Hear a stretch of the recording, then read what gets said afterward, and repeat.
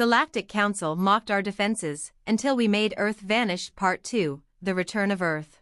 It had been 6 months since Earth had disappeared from the galactic stage. During that time, the Galactic Council had scrambled to regroup. But one truth had become undeniable: humanity was no longer a species to be ignored. The Council had underestimated us, and now they were paying the price.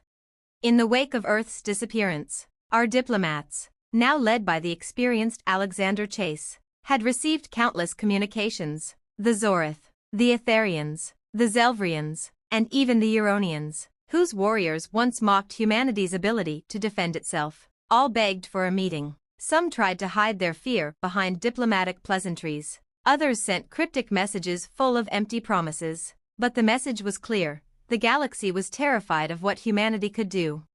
Chase, however, wasn't interested in diplomacy. Not anymore. We had shown the galaxy what we were capable of, and we didn't need their patronage. But there was still a greater plan unfolding, something far more profound than simple retribution. Humanity wasn't just a power to be feared. We were something entirely new. The disappearance of Earth had been a calculated move, a test to show the galaxy just how fragile the universe could be when confronted with the full force of human will. The day the Earth returned, no one saw it coming. We didn't announce it. There were no fleets flying in to restore the planet or make a grand display. One moment, the galaxy continued on in its usual rhythm, with the council members whispering about their concerns over humanity's sudden rise. The next, Earth reappeared. This time, though, things were different. It wasn't just Earth that came back. Every piece of history, every record, every person who had ever lived on our planet, was now a part of something far greater. The Earth itself had been transformed, its very atoms recalibrated into a new, almost divine state.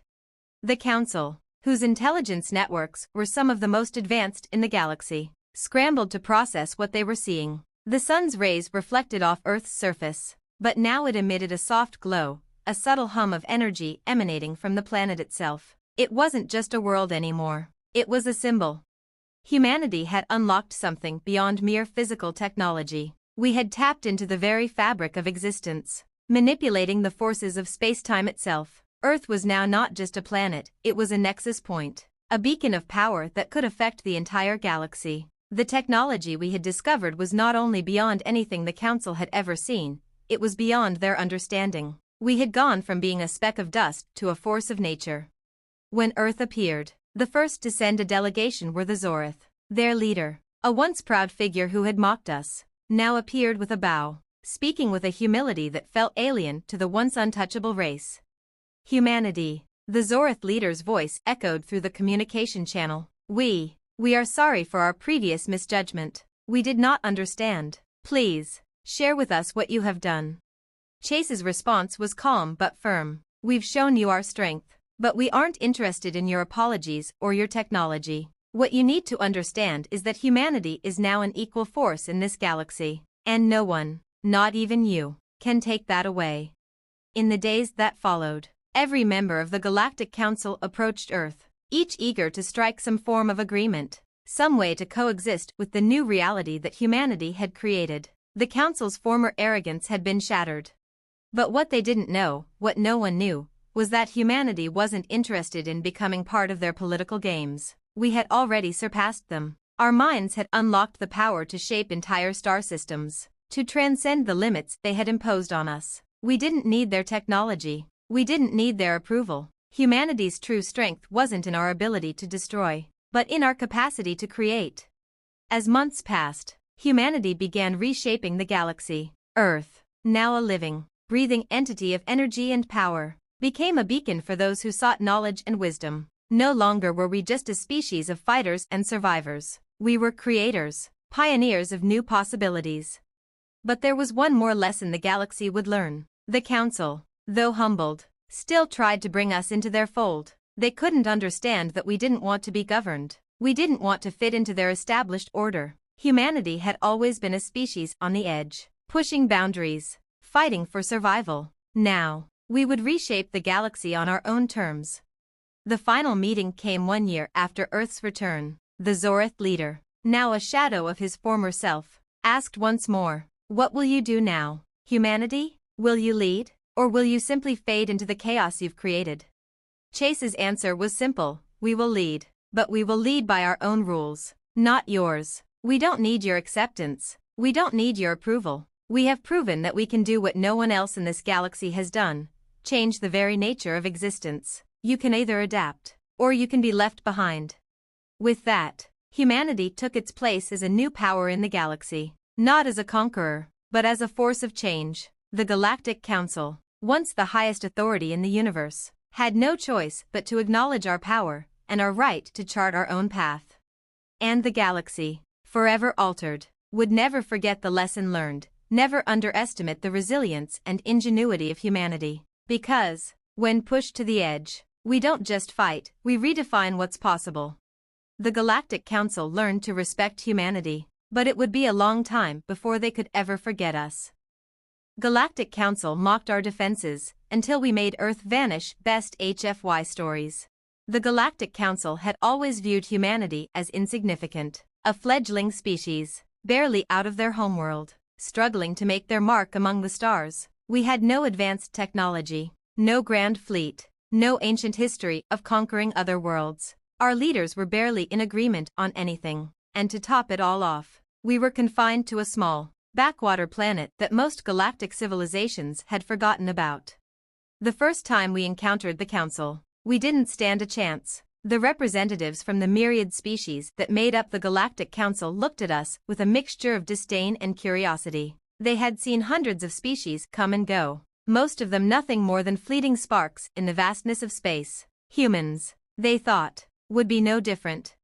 Our delegation, led by a young but ambitious diplomat named Alexander Chase, was eager to make our case. We had recently discovered a form of faster-than-light travel, nothing that compared to the advanced techniques of other civilizations. But it was ours. Yet, as we stood before the towering figures of the Council, no one seemed to take us seriously.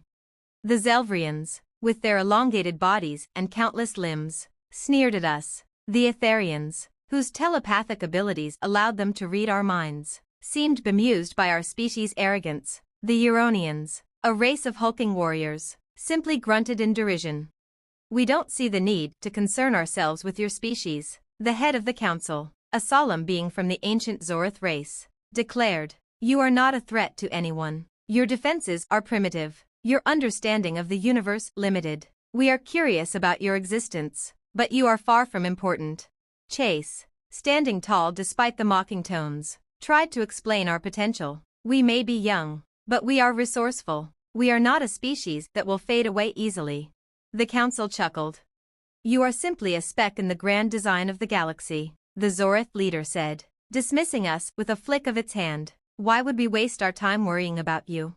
We left the meeting defeated, but not broken. Humanity had always been the underdog, and we had made a habit of surprising our more powerful neighbors. We didn't need to have the greatest technology or the largest fleet. What we had was something more important: willpower and the desire to survive. In the weeks that followed, Earth's brightest minds worked together in secret. They pored over every piece of alien technology we had been able to acquire, dissected it, and reverse-engineered it. Slowly, humanity began to evolve, not just as a species, but as a force. It wasn't just our advancements that made a difference, though. We also found something within ourselves, a raw, unshakable power that no one had anticipated. The Council didn't realize it at first, but we were already preparing for something extraordinary. While they were dismissing us, we were developing the means to change the very fabric of space itself. And it wasn't just for defense. One day, without warning, Earth vanished. It wasn't like a typical disappearance. No explosion, no flash of light. One moment, our planet was there, spinning in orbit around the sun, and the next, it was gone, not just hidden, but erased from the fabric of reality.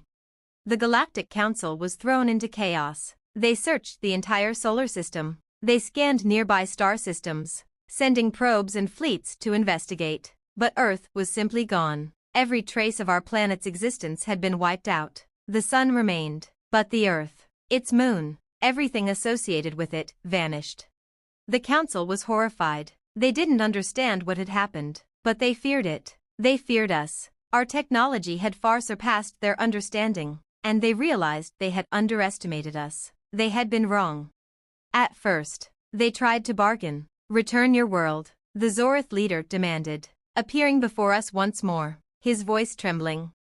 But we were no longer the meek species they had once mocked. The Earth was not coming back, at least, not in the way they expected. "What we have done to Earth," Chase spoke with a calm that sent shivers through the council chambers, "was but a fraction of our potential. We've only just begun to explore what we can do. Humanity will no longer be the galaxy's punching bag. From now on, you will treat us as equals, or you will regret it." The threat was not made lightly. We had shown them our power, the true power, something that no species in the galaxy could have foreseen. We weren't just a species that could fight back. We were a species that could bend reality itself. The Galactic Council, realizing the enormity of their mistake, shifted its stance. They scrambled to appease us, offering diplomatic treaties, access to technology, and alliances. But humanity was no longer interested in being a part of their bureaucracy. We didn't need their protection. We didn't need their alliances. We were, and always had been, the masters of our own fate. The Council may have mocked us, but humanity had proven one undeniable truth. When pushed to the edge, when our survival was at stake, we would rise, powerful and unyielding. And if they wanted to keep their position in the galaxy, they would have to respect us, or face the consequences. The Earth was gone, but humanity had truly arrived. And the galaxy would never forget the lesson it had learned.